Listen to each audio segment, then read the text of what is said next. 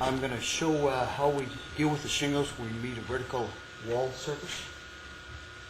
This could be a wall of a chimney, or a side of a chimney, a side of a dormer, or where the roof meets a vertical face, such as a garage meeting a house. What I do is measure from the wall to where the side point of our shingle would be in our ones we're installing. And always remember that we always have a space between the shingles of about 3/8 of an inch.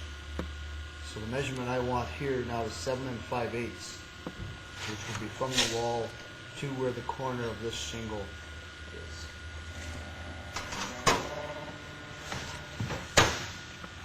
So I take a shingle and hooking on this corner, which will end up on here, I measure 7 5/8.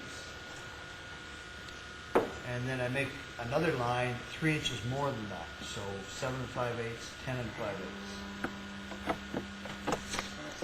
My 7 5/8 is actually a line I'm going to bend on, and the other one will be the one I cut.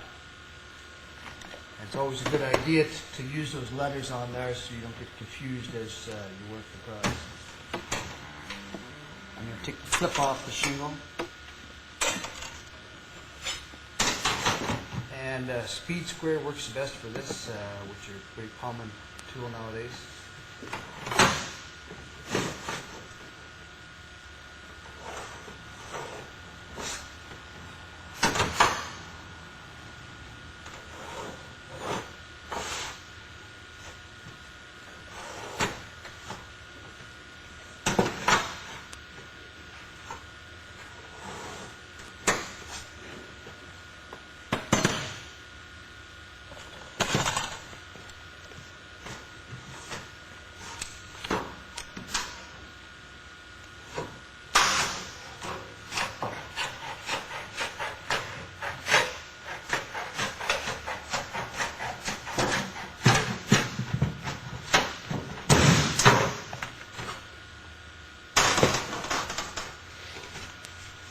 Now there's my piece.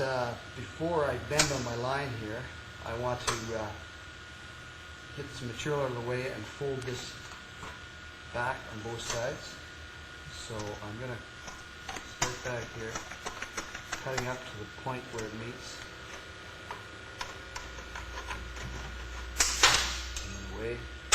And then I'm going to do the same on the other side. When you flip it over, the pencil line is not there, so I just make a little crimp there with my snips, so when I turn it over I can see that.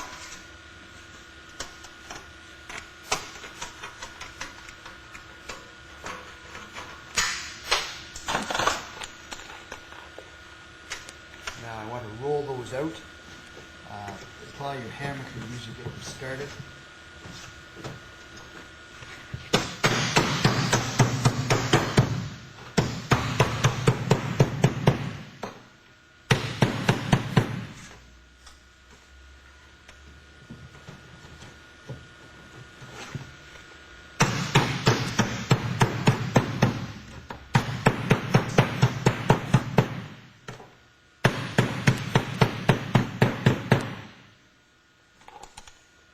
There, I have the folds bent out on both sides, and my bend line is shown there with the V.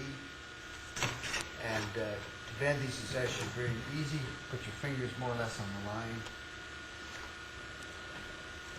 and bend up 90 degrees. Now I'm set to the same machine.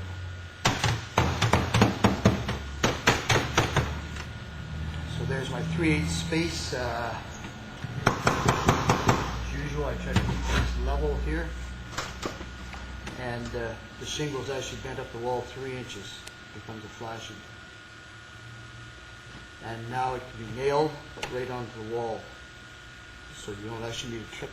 If this happens to be brick, then yes, you can use a clip on here to hold it on. In this case, I'm going to use nails, and then I'm going to do another one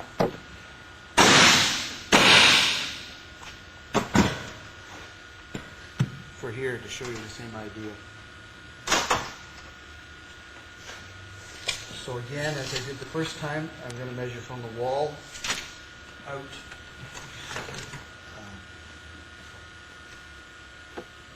in this case, where I want to be is 19 3/8 inches.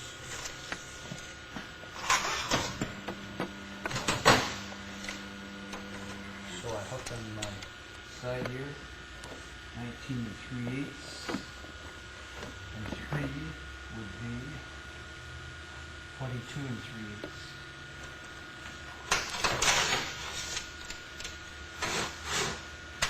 And again, I'm going to measure or write on a B for a bend line and C for a cut.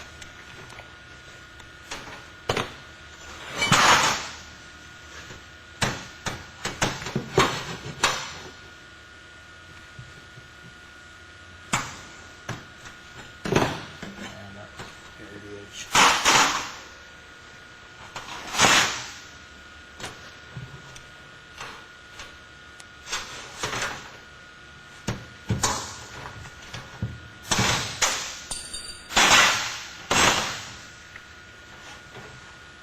Now, as we did before, I'm going to notch this corner out so it won't be in the way for the folds.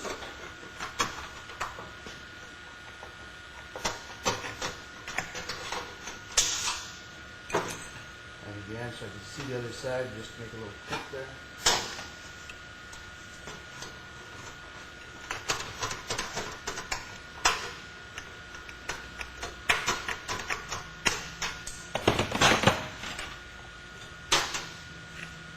And I'm going to roll out the folds.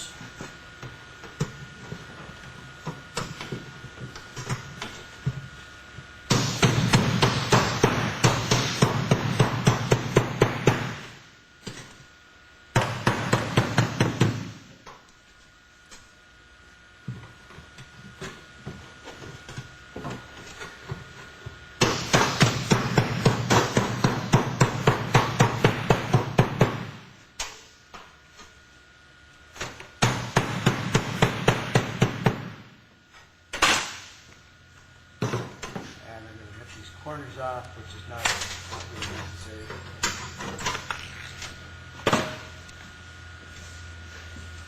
So I'm ready to bend again with my T as a bend line.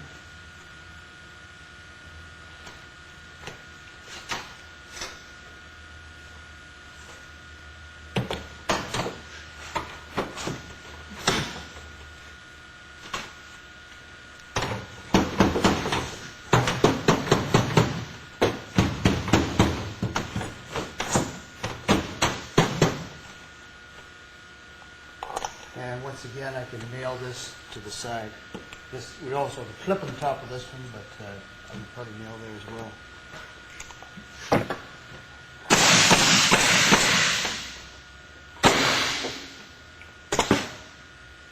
And you'll notice as it goes together, this is overlapped by probably 1.5 inches, so any water running down here, there's a good overlap on the seam here.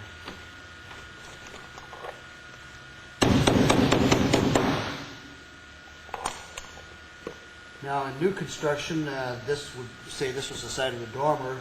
The J-trim for the siding could go right on there. If this is a chimney, we have another flashing that would go over top of that.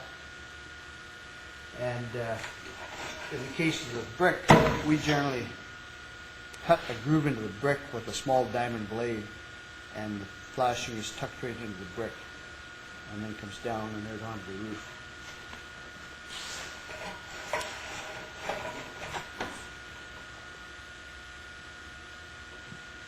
And that's it for the wall flashing. It's a very watertight system. Any water coming down here, it's part of the shingle that it runs into, so it has to continue on down here.